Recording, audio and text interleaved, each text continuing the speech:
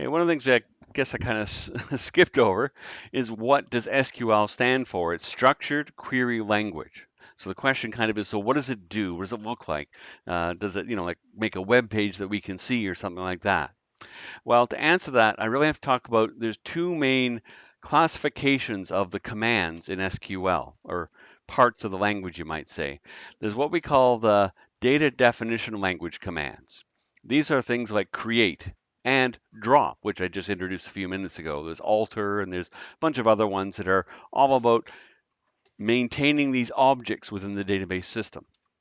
A table is an object, okay? Actually, a column inside a table technically is an object too, right? So we can create and manipulate these objects in the database, but the scripts that we write with the commands to do this, create table and so on, those don't live in the database afterwards. We can save them, right, for future reference, or if we ever needed to recreate the database, things like that. Okay, we'll save a copy of those scripts, but they have no presence, or they aren't needed by the system once we've executed those commands to make the objects. The objects themselves store the data. And that's really what it comes down to. What does it look like? Well, it's just data being stored in an organized system so that we can access it and maintain it. Anything you want, anything that can have a connection to the database. So it could be a web application. It could be a Windows form application. It could be an Excel spreadsheet.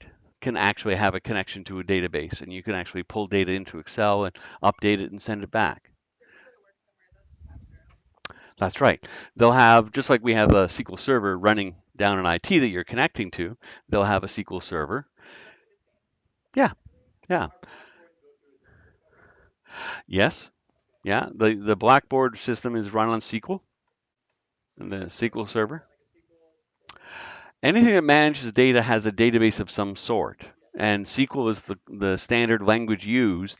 Now there are different database, different vendors. Like Transact SQL is the language that we're using here technically because that's Microsoft's SQL variant in order to work with Microsoft SQL Server. But there's a standard. There's an ANSI standard for all SQL languages, and so Oracle is another common one. You've probably heard of Oracle. It's just SQL. Have you heard of MySQL? Very common because it's free open source, well, free to a point. Okay, open source database system. It uses the same SQL that we're learning here.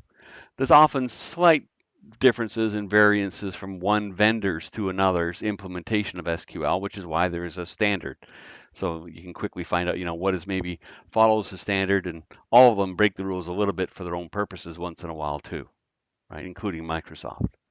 But SQL is a way to talk to a database system, either to define tables and views and stored procedures and objects that will live in the system.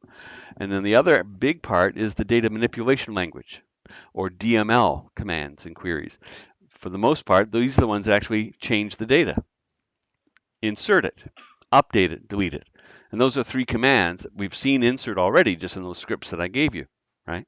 So insert is pretty obvious. It inserts data into the tables, right? So update will take an existing record and update values for individual fields or all fields or whatever. We'll see how to make update statements shortly. And delete deletes entire rows at a time. So those are the main three data manipulation language statements. Now those, okay, have to be written, and to execute them, you have to have them in a script somewhere in some client application. Now that could be Management Studio itself, right? Or anything else that can have a connection to the database. Yes. Yeah. Sure.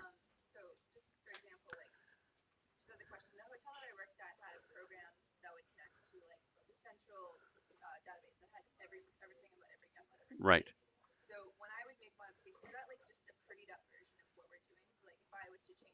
Yeah. It would. It would. Yeah.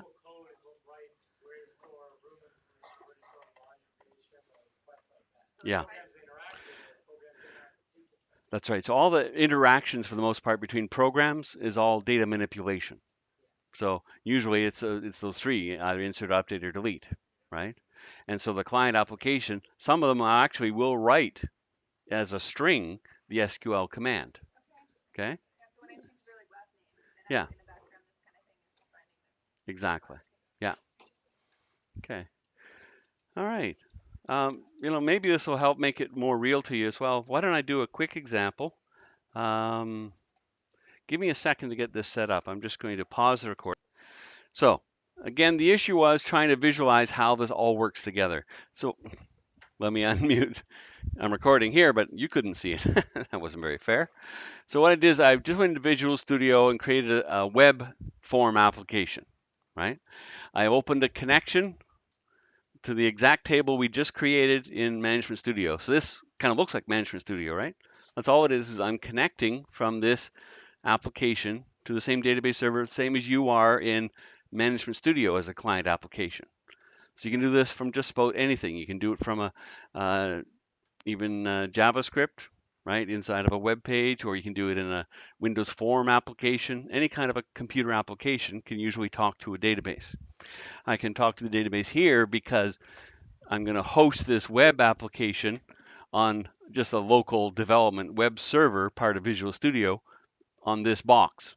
This machine will be my web server as I run the application, but because it's connected to the network to SQL Server downstairs, it can easily talk to the database. So that's what this connection is. So you see the language here. It's a couple things that may be new. You'll be learning about web forms later on. It's pretty easy technology. It's a standard HTML5 page here, right? Pretty vanilla. Just header, body, and so on. I'm just going to switch to design view. It's not always this easy, but let me drag my employee table and drop it on the web page. I will enable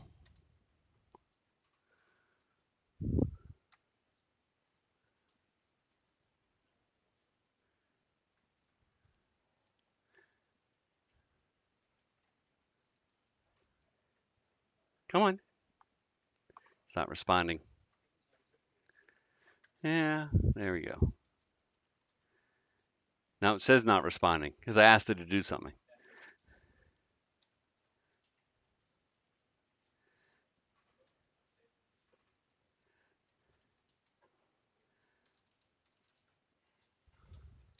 All right. So I'm going to enable paging, sorting, editing, and deleting. Okay. This is simply a grid view control it created. This is a data source control that it created just by dragging the table on here. I want to point out, I can go back to the HTML source of the page here. Let's get that out of the way for now.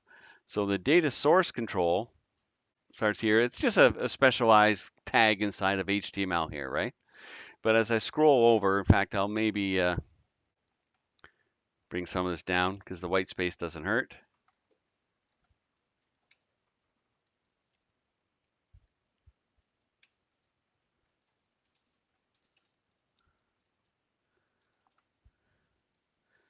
Just so we can see what's going on a little bit better.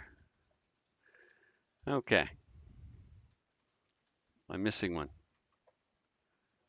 Oh, the select command. Yeah, that's what I. Okay. So just to show you, so these commands here, these are just SQL commands, just as you're learning to write inside Management Studio. Insert into, okay? Delete from, select, okay? So all this data source does is it stores these commands and has the connection to talk to the database. Now, these are set up as what we call parameterized queries. Don't get too caught up or worry about this. It just means that instead of actually, here supplying the data values, I'm saying I'm going to give you something for employee number. I'm going to give you something for first name, and those become parameters then. So when we call this to execute, when I call the select command to execute, if it needs any parameters, I'll pass them at the time.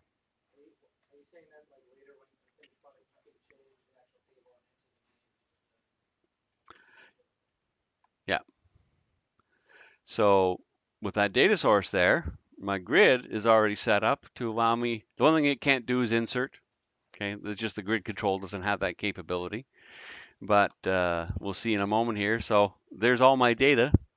So it's retrieved it from the database with a select command, populated it in this table, in this web page, right? I even have the ability to resort it. So that's changing the order that the data is coming from the database. I can click Edit, come in here, change window, Update, and that's already saved it into the database down in IS. Okay, if you went and peeked in the table on the hard drive, it's actually updated the data there that quickly. This is ASP Web Forms. It's using HTML5. Yeah. Yeah. So anyway, I just thought I'd quickly show you, and I can delete records here as well, and so on. It'll actually delete it in the database.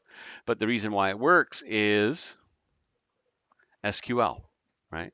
So that's where the SQL in the client comes into play. By having the SQL there, it knows how to carry all these data manipulations in the actual database, insert records, update records, delete records, right? And that's what it all comes down to. So we create objects to store the data, for example, a table on the database. We can insert, update, and delete records inside there. Does that help clarify how this ties together? Good. All righty. Okay.